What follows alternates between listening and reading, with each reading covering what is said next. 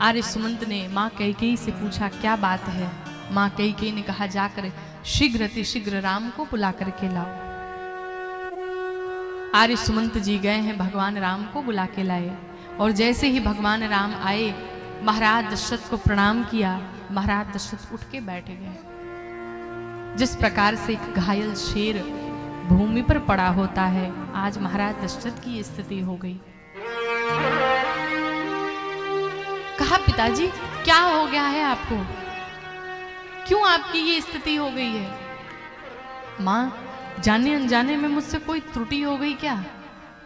मां कैकेयी ने कहा राम तुम्हारे अंदर अपराध नाम की तो कोई वस्तु ही नहीं है। राम से अपराध ये असंभव है, ये नहीं हो सकता। मां फिर क्या कारण है, पिताजी इस प्रकार से क्यों पड़े हुए हैं। कहा राम 2 वरदान थे आपके पिताजी के पास, मैंने वही 2 वरदान मांग लिए। पहला भरत को राज्याभिषेक और दूसरा आपको 14 वर्ष के लिए वनवास। राम जी ने जैसे ही सुना कि 14 वर्ष का वनवास, राम जी लगे नाचने, प्रसन्न हो गए। कहे मां इतनी छोटी सी बात के लिए पिताजी ने अपनी ये स्थिति बना रखी है। मुझे लगता है कि मुझसे कोई बहुत बड़ा अपराध हो गया है, मैं अपने पुत्रवत धर्म का पालन नहीं कर पाया। मां इस संसार में वो पुत्र बड़भागी है। कौन। सुनो जाननी सोई सुत बड़भागी, सुन जाननी सोई सुत बड़भागी, जे पी तुम्हारो बचन अनुरागी, जो पी तुम्हारो बचन अनुरागी, भरता प्राण प्रिय पावन ही राजो, भरत प्राण प्रिय पावन ही राजो, विधि सब विधि मोहि सन्मुख राजो, विधि सब विधि मोहि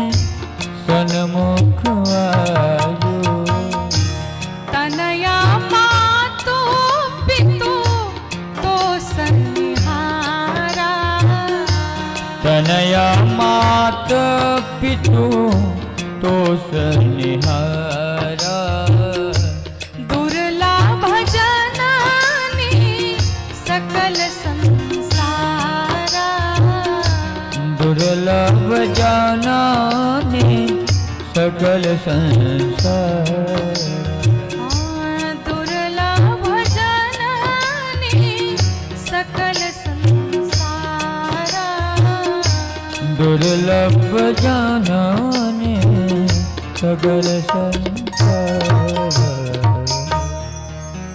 भगवान राम ने कहा मां इस संसार में वो पुत्र बड़भागी है।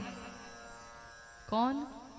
जो अपने माता पिता के वचनों का पालन करता है, उनके आज्ञा का पालन करता है, उनके आदेश का पालन करता है।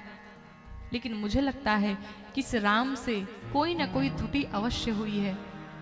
मुझे लगता है पिताजी को मुझ पर विश्वास नहीं है,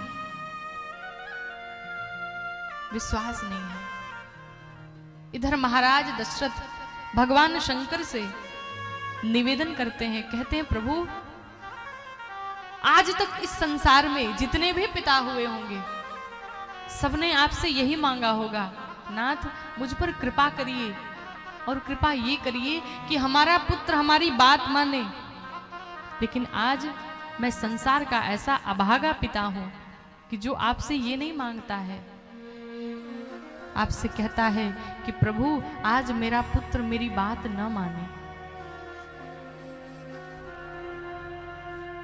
कि आशुतोष तुम अवधार दानी, आरती हरहु दीन जानु जानी। प्रभु इतनी कृपा कृपा करिए कि आज मेरा पुत्र राम मेरी बात को ना माने। भगवान राम महाराज को प्रणाम करके वहां से निकले,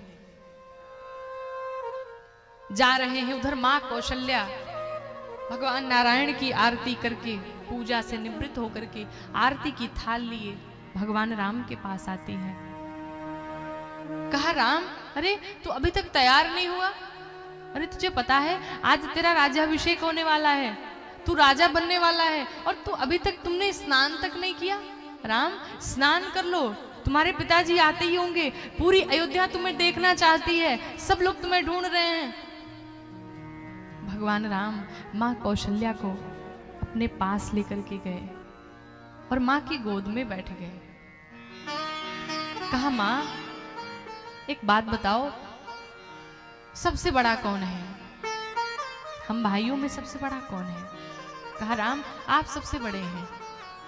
और फिर कहा, भरत। कहा, मां अगर मैं राजा बन जाऊं तो आपको नहीं लगता कि मैं कुछ ज्यादा ही बड़ा हो जाऊंगा? मां एक घटना हो गई। कहा, क्या हुआ? भगवान राम कहते हैं, मां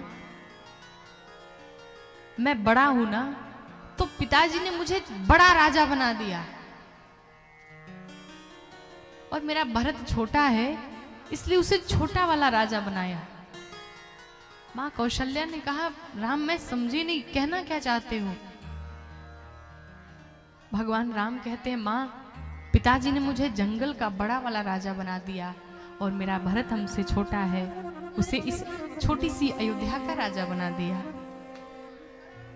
मां सोचो, मैं भी राजा बन गया, मेरा भरत भी राजा बन गया, अब हम दोनों थोड़े थोड़े बराबर हो गए। मां कौशल्या ने जैसे ही सुना, मां विलाप करने लगी। कहा, राम अगर तुम्हारे पिता ने ये आदेश दिया है कि तुम 14 वर्ष के लिए वन में जाओगे, तो पिता से भी उच्च स्थान मां का होता है। ये मां तुम्हें आदेश देती है कि तुम वन में नहीं जाओगे, लेकिन राम अगर तुम्हारी माता का भी आदेश हो साथ में, तो मैं कहती हूं तुम वन में अवश्य जाओ।